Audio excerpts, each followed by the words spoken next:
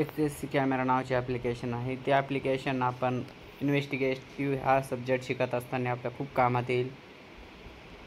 त्यासाठी प्ले स्टोअरवरून हे application download करून त्यानंतर आपण ह्या ॲप्लिकेशन इन्स्टॉल केल्यानंतर आपण हा व्हिडिओ कसा रेकॉर्ड करायचा त्याबद्दल माहिती जाणणार आहोत.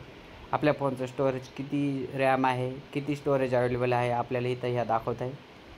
त्यानंतर रेकॉर्ड्स, त्यानंतर खाली एक ऑप्शन आहे रेकॉर्ड्स.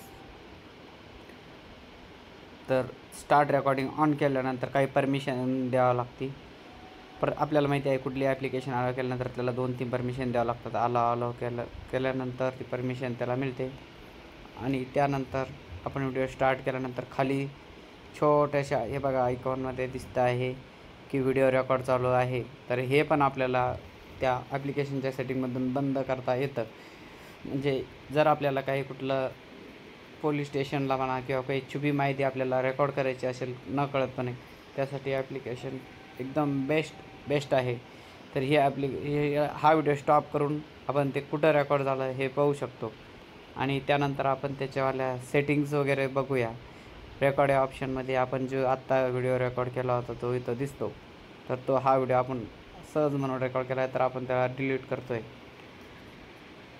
बॅक घेऊन सेटिंगमध्ये आपल्याला ते जे छोटंसं आयकॉन दिसत होतं ना व्हिडिओ रेकॉर्ड चालू आहे, तर ते पण आपल्याला बंद करता येतं.